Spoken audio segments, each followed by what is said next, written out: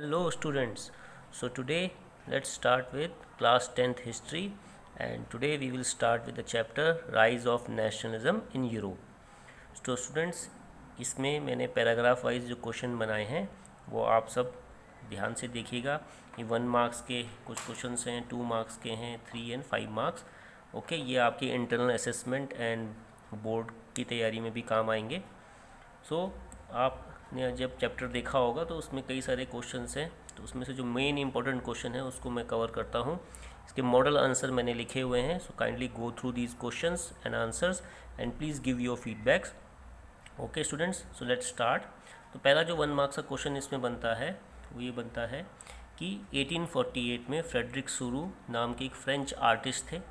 उन्होंने democratic and social republics नाम पे एक पेंटिंग तैयार करी थी। तो ये आपका 1 मार्क्स का क्वेश्चन बन जाता है, who was that painter. Then the topic arise कि what do you understand by nation state. Do you understand by nation state. जो यूरोप का समय 19वीं शताब्दी में चल रहा था, उस समय जो मेजॉरिटी ऑफ सिटीजन्स थे, उसके लोग थे, वहाँ के जो रूलर्स थे, उनको ये लगने लगा था कि हमें एकजुट होना चाहिए। और वो एकजुटता का जो यूनिटी का जो आधार होगा वो ये होगा कि जो उनके कॉमन आइडेंटिटी क्या है, वो अपनी क्या पहचान बनाते हैं, क्या पहचान वो रखते हैं, उनका एक कॉमन शेयर्ड हिस्ट्री क्या है और डिसेंट क्या है, कहाँ से उनका उद्भव हुआ है, कौन सी वो लाइनेज है। ओके, तो डिपेंडिंग ऑन दीज 3 थिंग्स वो एक वहाँ पे परिचर्चा समाज में शुरू हुई, लोगों के बीच शुरू हुई, राजाओं के बीच शुरू हुई, और इससे ये लगने लगा कि वो एक अपनी आइडेंटिटी की तलाश में है। अभी जो कॉमननेस थी ये एकदम तो आती नहीं है, ये कई समय, कई दशकों, कई सालों, कई सेंचुरीज़ का एक स्टार्टिंग होता है जिसमें एक कॉमननेस को हम समझ पाते हैं। इस कॉमननेस, ये जो नेशन स्टेट की तरफ जो उनका संघर्ष था बनने का, इसमें कई स्ट्रगल्स हुए होंगे, कई लीडर्स का इसमें योगदान रहा होगा, कई आम लोगों ने इसमें अपनी जान की बाजी लगाई होगी। They have given their whole for the culmination of a identity they are demanding, and in the form of nation what they want to achieve. तो 1 मार्क्स का एक और क्वेश्चन इसमें आता है, Ernest Renan. Who was Ernest Renan? He was the first person जिसने देश, what do you mean by nation या राष्ट्र क्या होता है, उसकी परिभाषा दी। 1882 में यूनिवर्सिटी ऑफ सोरबोन में वो एक लेक्चर दे रहे थे जहाँ पे उन्होंने what do you mean by nation के बारे में बताया। रेनन ने ये आम धारणा की आलोचना करते हुए कहा कि नेशन या राष्ट्र को कुछ लोग ये बोलते हैं कि एक ऐसा देश जहाँ पे एक आम भाषा बोली जाती है, कॉमन लैंग्वेज बोली जाती है, धर्म होता है, एक निश्चित टेरिटोरियल जोग्राफिकल एरिया होता है और एक धर्म के मानने वाले लोग रहते हैं। लेकिन इस बात को उन्होंने नकार दिया। उनका ये मानना था कि nation is the culmination of a long past of endeavours. एक राष्ट्र का निर्माण कई संघर्षों, कई बलिदान और कई डिवोशन, यानी कि लोगों के कई सारे योगदान, कई रूपों में जो योगदान दिया जाता है और कई प्रयासों के बाद होता है। एक राष्ट्र की जो कहानी होती है उसमें कई लोगों की कहानियाँ छुपी होती हैं, कई लोगों का सर्वस्व समर्पण होता है। एक सोशल कैपिटल का निर्माण होता है जिसमें उस विचारों को जो आगे आने वाली जो जनरेशन्स हैं उनको एक विचार मानते हुए आगे चलती है। तो ये आपका 1 और 2 मार्क्स में ये क्वेश्चन आ सकता है, what do you mean by nation as given by Ernest Renan. अब इसमें एक और सवाल इम्पोर्टेंट आता है जो मेन टॉपिक कवर करता है, फ्रेंच रेवोल्यूशन। ये क्लास 9th और 10th में भी थोड़ा बहुत कवर किया गया है, 9th का ही फॉलोअप पार्ट है। 1 मार्क्स का क्वेश्चन है कि 14 जुलाई 1789 को फ्रांस में क्रांति आती है जिसमें फ्रांस में एक जो राजसत्ता होती है, मोनार्की होती है, उसे उखाड़ के फेंक दिया जाता है और एक सॉवरेन स्टेट जहाँ पे राष्ट्र जो प्रधान होता है, राष्ट्रपति या प्रेसिडेंट या हेड ऑफ द स्टेट होता है, उसे चुना जाएगा। तो ये एक ख़ास बात संसार में पहली बार सामने आई, इसलिए फ्रेंच रेवोल्यूशन को बहुत बड़ा योगदान है संसार में जितने भी राष्ट्र निर्माण की तरफ बात करते हैं। इस फ्रेंच रेवोल्यूशन ने ये प्रोक्लेम किया, ये घोषणा करी कि जो लोग होंगे वो एक देश का निर्माण करेंगे और वहाँ की जो डेस्टिनी है उसको शेप करेंगे, वहाँ के भाग्य के निर्माता होंगे। ओके, तो ये तो थे छोटे क्वेश्चंस थे जो हमने पैराग्राफ को आप जब पढ़ेंगे तो ये सारे क्वेश्चन आपके सामने आएंगे। मैंने अपनी तरफ से ये मॉडल आंसर लिखे हैं। Now first question which will be there definitely in your internal assessment and board exam, many of the times the class teachers and subject teacher always give this question, whoever is taking your subject, तो kindly go through this question very carefully। ये question है कि what were the various measures and practices introduced by a French revolutionary। उन्होंने सबसे पहले एक fatherland की घोषणा करी और सिटीजन्स को की तरफ ध्यान दिया। फादरलैंड को वो ल्या पाट्री बोलते थे और सिटीजन को ली सिटिजन। ये आप अपनी तरफ से प्रोनाउंसिएशन अपना ध्यान रखिएगा और उसकी स्पेलिंग ध्यान रखिएगा। सिटीजन्स को उन्होंने समान अधिकार देने की घोषणा करी। संविधान के अंतर्गत सभी सिटीजन्स को समान अधिकार दिया जाएगा। एक फ्रांस का फ्लैग तैयार किया गया, ट्राई कलर, उसमें रॉयल स्टैंडर्ड को जो राजकीय राज सत्ता का जो चिन्ह था उसको हटा दिया गया। स्टेट जनरल का गठन किया गया और इसमें कौन शामिल होंगे, जो एक्टिव सिटीजन्स हैं वो शामिल होंगे और जैसा कि हाँ नेशनल असेंबली में वो बैठेंगे। उसका नाम नेशनल असेंबली रीनेम किया गया। इसके बाद नए हिम्स को रचा गया, शपथ ली गई और जो शहीद थे फ्रांस की क्रांति में उनको याद किया गया। एक सेंट्रलाइज एडमिनिस्ट्रेटिव सिस्टम का गठन किया गया। ओके, ये आपके पॉइंट्स होंगे जिसमें जो सारी देख रेख में सारा काम चलेगा। यूनिफॉर्म लॉ, सभी नागरिकों के लिए यूनिफॉर्म लॉज बनाए गए। इंटरनल कस्टम ड्यूटी को हटा दिया गया और सारे के सारे जो ड्यूज़ थे उन्हें एबॉलिश कर दिया गया। कस्टम ड्यूटी ये होती थी कि एक राज्य से दूसरे राज्य के शहर से दूसरे शहर को जाने में जो टोल टैक्स देना पड़ता था उन सबको हटा दिया गया। वेट्स और मेजर्स में बहुत बड़ी चेंज किया गया, एक यूनिफॉर्मिटी लाई गई, बिकॉज अलग अलग शहरों में अलग अलग बाट, अलग अलग मेज़रमेंट होता था जिससे कम्युनिकेशन और ट्रांसपोर्ट में गुड्स में बड़ी दिक्कत आती थी। जो रीजनल डायलेक्ट थी, जो अलग अलग भाषाएं, जो लोकल भाषाएं बोली जाती थी, लोकल बोलियां बोली जाती थी, उनको डिस्करेज किया गया और फ्रेंच भाषा को एक नेशनल लैंग्वेज का दर्जा दिया गया। फ्रेंच जो कि पेरिस में जैसे बोली जाती थी और लिखी जाती थी, ठीक है, उसको फ्रेंच नेशनल लैंग्वेज का दर्जा दिया गया।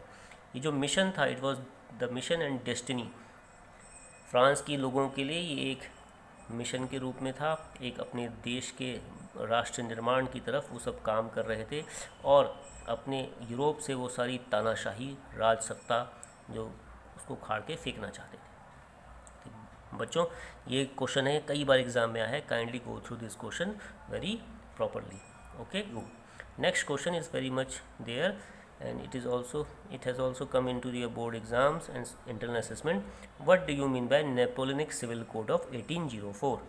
अब नेपोलियन जो था, जो फ्रांस का राजा बनता है, वो राजा बनने के बाद क्या करता है, जो प्रिविलेजेस जो राजा परिवार को या जो मंत्रियों को, जो और लोगों को थे, वो सब ख़त्म कर दिए जाते हैं, जो भी उनको बर्थ के आधार पे प्रिविलेजेस थे।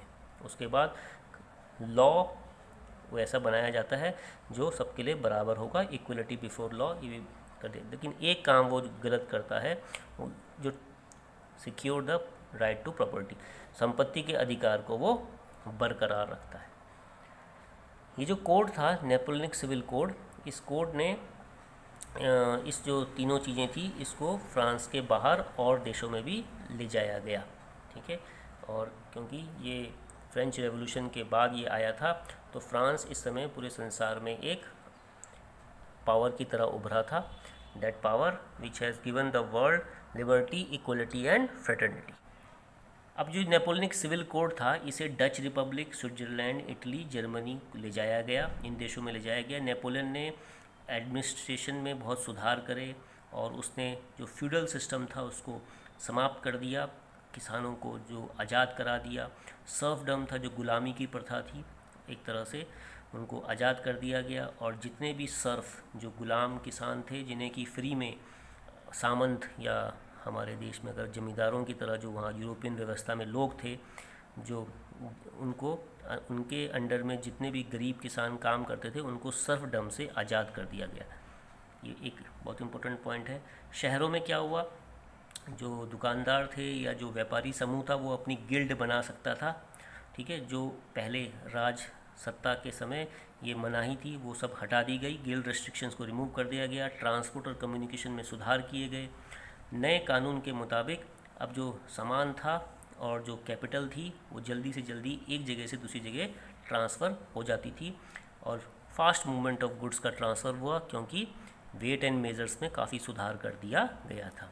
अब ये जो मेजर्स थे ये फ्रेंच आर्मी दूसरे देशों में ले जाती है, आसपास के जो पड़ोसी देश थे, लेकिन वहाँ पे फ्रेंच आर्मी का लोग स्वागत नहीं करते हैं, उनसे नाराज़ हो जाते हैं। तो जो शुरुआती दौर में फ्रेंच आर्मी को हार्बिंगर एक वेलकम किया गया था, लिबर्टी, स्वतंत्रता, फ्रेटर्निटी, इक्वलिटी के रूप में, अब सब लोग उनके तौर तरीक़ों से नाराज़ हो चुके थे, उन्हें दुश्मन की तरह देख रहे थे। तो ऐसा क्या बदलाव, ऐसा क्या कारण था कि ऐसा हो रहा था?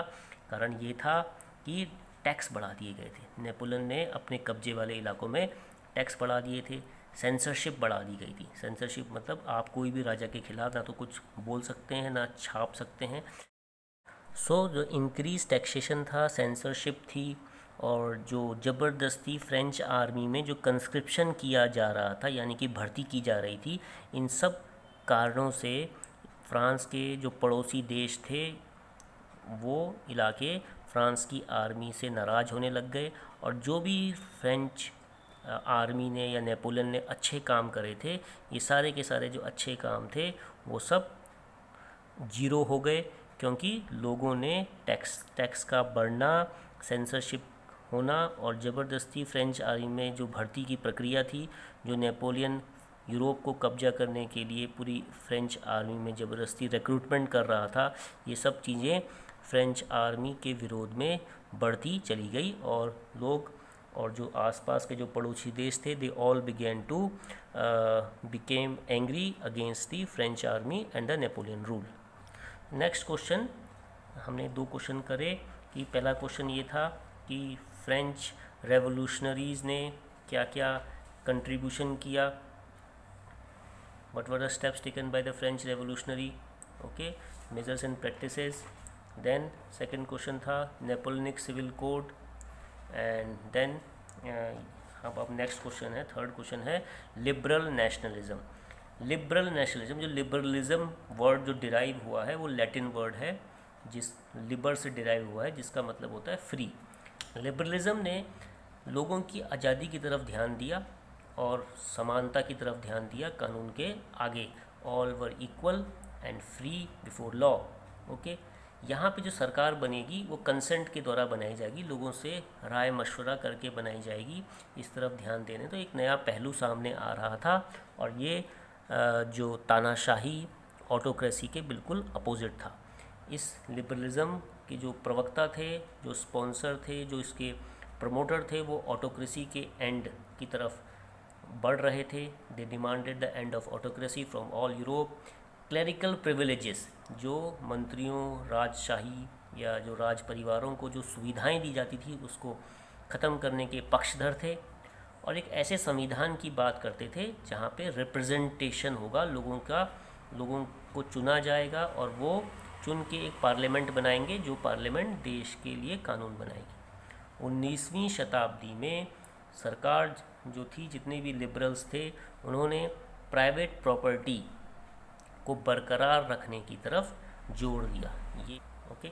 वन मोर इम्पोर्टेंट क्वेश्चन, ये कई बार बोर्ड में भी आया है, इकोनॉमिक स्फीयर में लिबरलिज्म का क्या मतलब था? ये तो एक जनरल टर्म था कि लिबरलिज्म जो थे उनका क्या मीनिंग है, वो किस चीज़ को प्रमोट करते थे, लेकिन आर्थिक पैमाने पे लिबरलिज्म जो था वो क्या पक्षधर था, क्या रिप्रेजेंटेशन चाहता था। लिबरलिज्म जो लोग थे, जो इसके पक्षधर थे, वो चाहते थे मार्केट्स को आज़ाद किया जाए, फ्री मूवमेंट ऑफ गुड्स किया जाए, ट्रांसपोर्टेशन पे ध्यान दिया जाए, करेंसी पे ध्यान दिया जाए, वेट्स एंड मेजर्स पे ध्यान दिया जाए। इन्होंने जो राज्यों के द्वारा जो रेस्ट्रिक्शंस थी मूवमेंट ऑफ गुड्स की और कैपिटल्स की, उसको हटाना की तरफ जोर दिया। इन्होंने बोला कि करेंसी अपने राज्यों की अपनी करेंसी हो, उस पर जोर दिया जाए। वेट्स एंड मेजर्स की तरफ ध्यान दिया, उसमें सुधार की तरफ ध्यान दिया कि यूनिफॉर्म वेट्स एंड मेजर्स किए जाएँ। और जो टैरिफ बैरियर्स थे, एक राज्य से दूसरे राज्यों की तरफ जो कई तरह के बैरियर्स लगाए जाते थे, जो टोल टैक्स लगाए जाते, उसको हटाने की तरफ वकालत करी। दे फोर्स्ड और they advocated the abolition of tariff barriers. इन्होंने इस तरफ भी जोर दिया कि एक यूनिफाइड इकोनॉमिक टेरिटरी बनाई जाए जहाँ पे movement of goods, people and capital पे कोई ज़्यादा पाबंदी ना हो। ओके, तो ये आपका क्वेश्चन आता है, इकोनॉमिक स्फीयर में लिबरलिज्म का क्या मतलब था। देन एक और क्वेश्चन जो आपके सामने आता है, what do you mean bye जॉल्वरिन। ये भी बहुत इंपॉर्टेंट क्वेश्चन है, ये 1 मार्क्स में भी आता है और इसको अगर आप डिटेल में पढ़ेंगे तो 3 to 5 मार्क्स में भी आता है।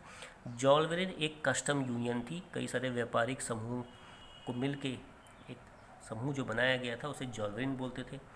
ये जर्मनी के जो स्टेट्स थे उनमें लोगों ने जो कस्टम यूनियन थी, जो व्यापारी वर्ग था उसने बनाया था कस्टम यूनियन, जिसका मकसद था कि देश को आर्थिक रूप से और मटेरियल रूप से मजबूत किया जाए और देश के जो अंदरूनी जो उसके इंटरेस्ट हैं उसको मजबूत किया जाए, उसकी रक्षा की जाए, अपने हितों की रक्षा की जाए, और साथ साथ जो इंटरनल प्रोडक्टिविटी थी, जो देश के संसाधन थे, उनको मजबूत किया जाए, उनका विकास किया जाए।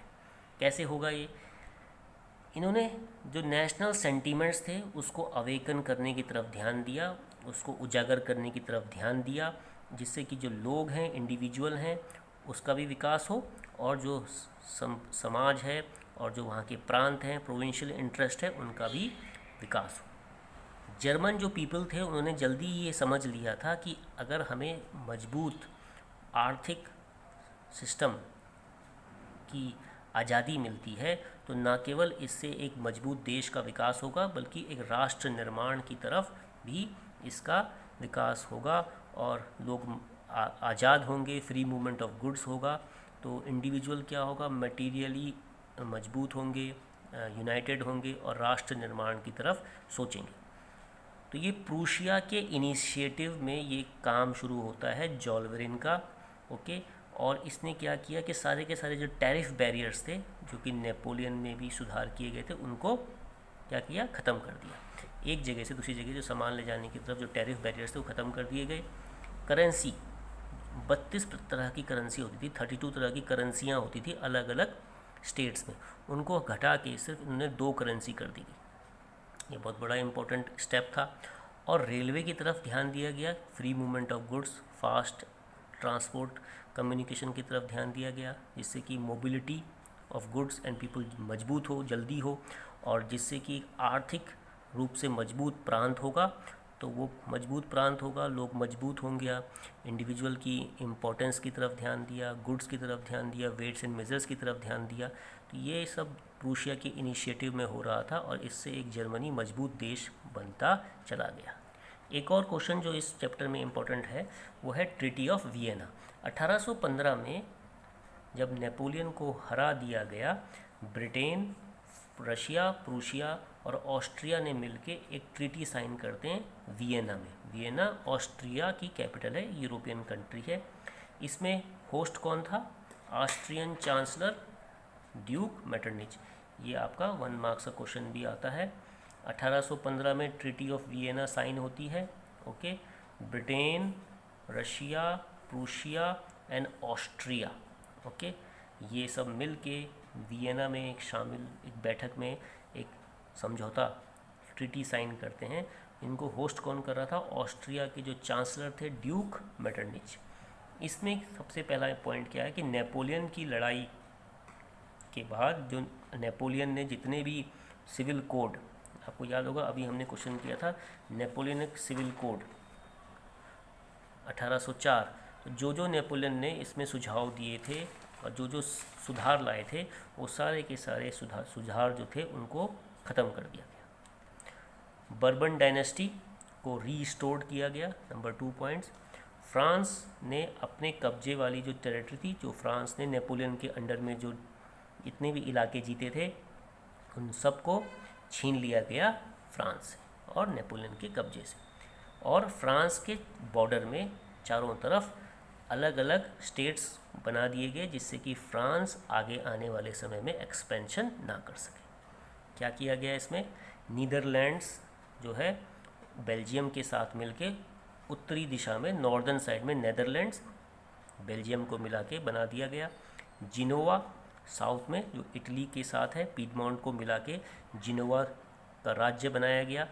प्रूशिया, अभी हमने पढ़ा था जहाँ जॉल्वेरिन बनी थी, प्रूशिया को एक बहुत सारी टेरिटरी दे दी गई जो उसके वेस्टर्न साइड में प्रूशिया बना दिया गया। ऑस्ट्रिया, ऑस्ट्रिया को नॉर्दर्न इटली का कब्जा दे दिया गया। और जर्मन कन्फेडरेशन जो 39 स्टेट्स थे उसको छुआ तक नहीं गया। तो जर्मनी के कब्जे वाले स्टेट्स थे जहाँ पे जॉल्वेरिन बनी थी उसको कुछ नहीं छेड़ा गया। रशिया को पोलैंड दे दिया जाता है, प्रूशिया को सैक्सोनी दे दिया जाता है। और ये सब क्यों किया गया कि कंजर्वेटिव ऑर्डर बनाना था, कंजर्वेटिव ऑर्डर जिसमें कि दोबारा से राजशाही को वापस लाना था। तो ये हमने आज का एक क्वेश्चन किए हैं, आप इन सबको देखिएगा। इसमें जो कुछ क्वेश्चंस हैं, ट्रीटी ऑफ वियना हमने किया, ये बहुत इंपॉर्टेंट क्वेश्चन है, इसमें 1 मार्क्स के क्वेश्चन भी कवर किए गए हैं बेटा। And all of you please go through this model answers and prepare them well. Kindly give your feedbacks to me. Be giving you some next topics and more important question in my next video. See you. Bye.